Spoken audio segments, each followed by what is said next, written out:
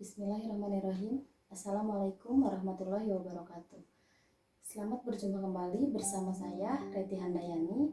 Pada video kali ini, saya akan memberikan gambaran singkat mengenai moisturizer atau pelembab yang sering digunakan dalam sediaan kosmetika. Materi ini akan mengingatkan kita pada materi sebelumnya, yaitu mengenai anatomi dan fisiologi kulit. Nah, di sini kita dapat melihat bahwa secara alami kulit memiliki lapisan lemak tipis pada permukaan kulit. Nah, fungsi dari lapisan lemak tipis ini adalah untuk melindungi kulit dari penguapan air yang menyebabkan terjadinya dehidrasi pada kulit atau menyebabkan kulit mengalami kekeringan. Selain lemak, di dalam kulit terdapat kadar air. Nah, kadar air ini terdapat di dalam stratum corneum yang sangat penting dalam menjaga kelembutan dan elastisitas dari kulit. Kadar air dalam stratum corneum ini jumlahnya hanya 10%. Namun kadar air ini menghilang saat berada di udara terbuka atau berada di udara dingin, sehingga dapat menyebabkan kulit menjadi kering, kemudian keras dan bersisik. Seperti kita tahu bahwa kulit ini memiliki pelembab alami. Nah, di sini pelembab alami ini terdapat di dalam lapisan stratum corneum bagian epidermis. Yang pertama ada kandungan lemak atau biasa disebut dengan lipid bilayer. Kemudian yang kedua ada juga kandungan air atau natural moisture factor. Dua-duanya ini terdapat di dalam lapisan epidermis bagian stratum corneum.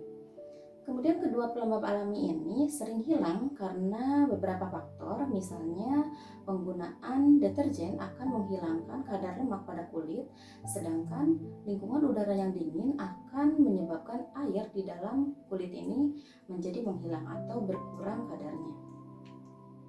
Selanjutnya kita akan bahas satu persatu mengenai moisturizing atau pelembab alami kulit. Yang pertama adalah lemak alami kulit atau biasa disebut dengan lipid bilayer. Nah, lipid bilayer ini merupakan lemak yang terdapat di dalam stratum corneum atau lapisan epidermis bagian paling atas.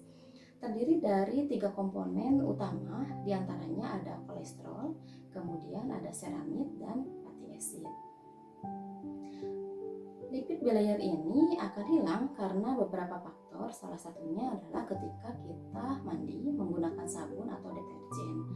Nah, si lemak ini akan menghilang pada proses pencucian. Kemudian zat yang dapat meniru dari lipid bilayer ini adalah pelembab jenis emollient.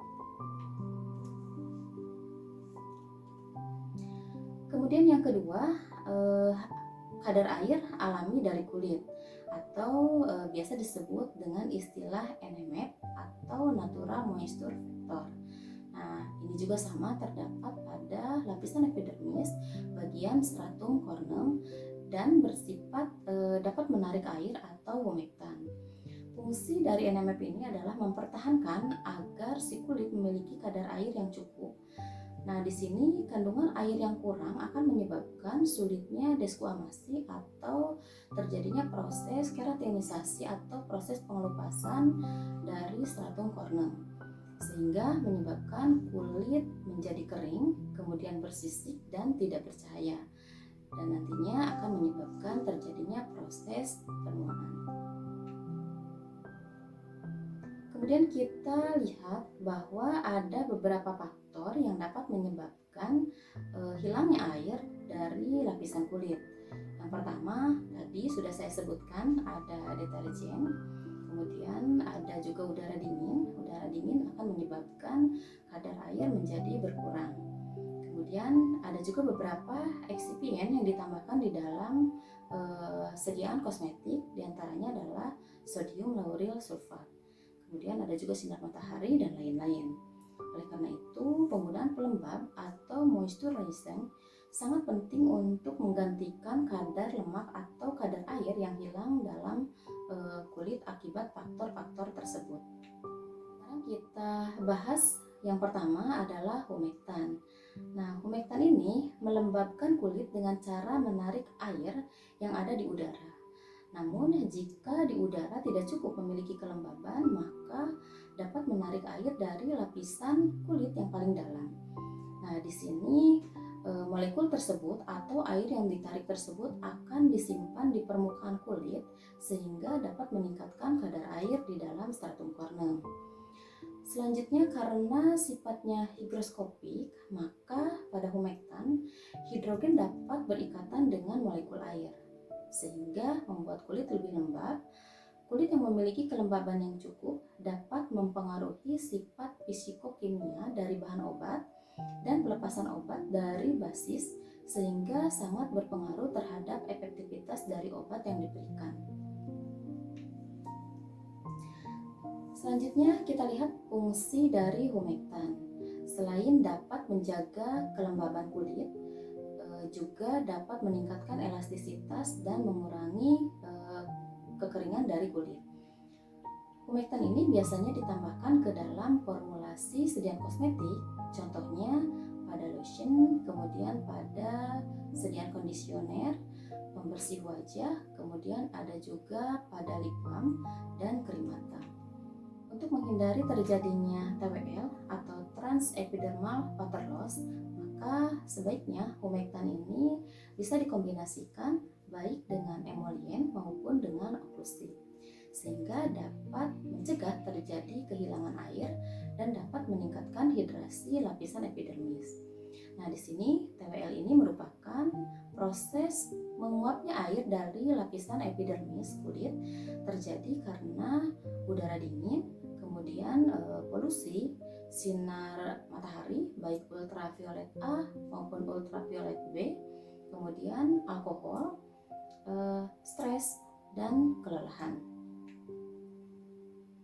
Contoh humektan alami di sini ada asam hyaluronik, ada madu, kemudian gliserin, ada aloe vera, kemudian ada AHA atau alpha hidroksyanisol serta asam amino.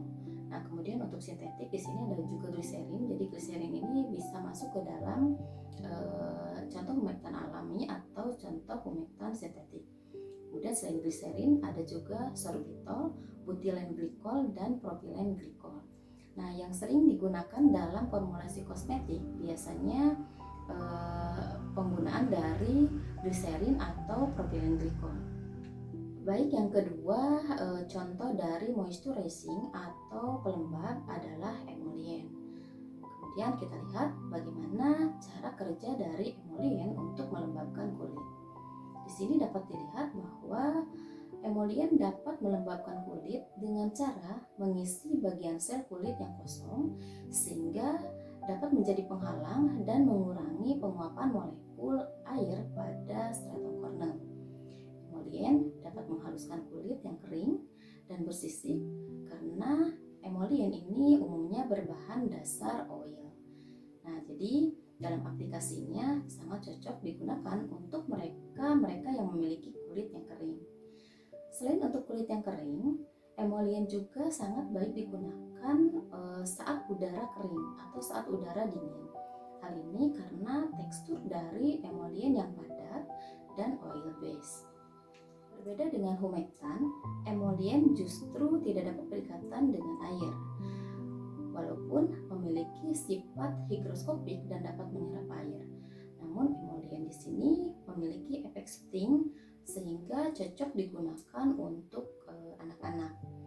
Kemudian efek emolien pada kulit selain membuat kulit terasa lebih halus, lebih lembut, dan terasa lebih mulus, adanya emolien ini akan menyebabkan kulit memiliki sifat terlihat lebih basah.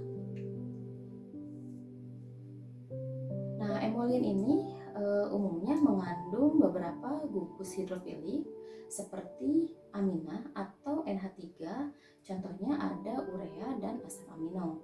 Kemudian yang kedua ada gugus karboksil atau COOH, contohnya adalah asam lemak. Yang ketiga ada gugus hidroksil atau OH, contohnya ada gliserin, ada sorbitol, dan propilen glikol. Fungsi dari emolien sendiri selain melembutkan kulit juga dapat menghaluskan kulit kering dan bersisik. Kemudian emollient ini biasanya ditambahkan ke dalam formulasi kosmetik pada sediaan-sediaan krim, kemudian sediaan lotion, lipstick, dan sediaan sabun. Kemudian contoh emollient yang ada di alam ini seperti yang sudah saya katakan tadi, bahwa emollient ini lebih banyaknya atau umumnya berbahan dasar oil. Nah, di sini contoh dari alam ada almond oil, avocado oil, kemudian ada juga jojoba oil, ada olive oil, vegetable oil, kemudian lanolin, sea butter, lipid, dan sterol. Baik, selanjutnya yang ketiga contoh dari moisturizing atau pelembab ini adalah oklusif. Nah, oklusif ini melembabkan kulit dengan cara mengunci air yang sudah ada pada lapisan kulit bagian stratum corneum tersebut dengan cara memberikan lapisan pelindung sehingga kadar air yang ada di dalam stratum corneum tersebut menjadi terjaga. Efek lapisan ini dapat meningkatkan kelembaban pada kulit, kemudian mencegah kulit menjadi kering dan mencegah penguapan air. Kemudian di sini dikatakan bahwa efektivitas dalam mencegah penguapan air ini bisa mencapai 98%. Jadi lumayan sangat tinggi gitu ya. Namun oklusif ini memiliki tekstur yang berat jika digunakan dalam sediaan kosmetika untuk penggunaan sehari-hari, di mana efek yang terasa di kulit penggunaan dari oklusif ini selain terasa tebal, kemudian berminyak, greasy, dan rich sehingga agak sulit kalau diratakan di kulit.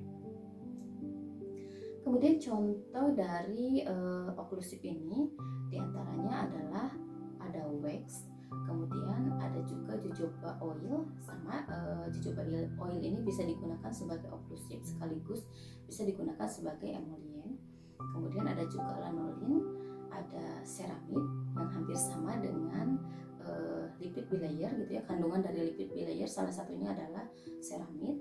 Kemudian selanjutnya ada silikon, dimetikon, dan petrolatum mineral oil atau dengan istilah yang biasa kita atau umum kita gunakan di laboratorium adalah vaselin.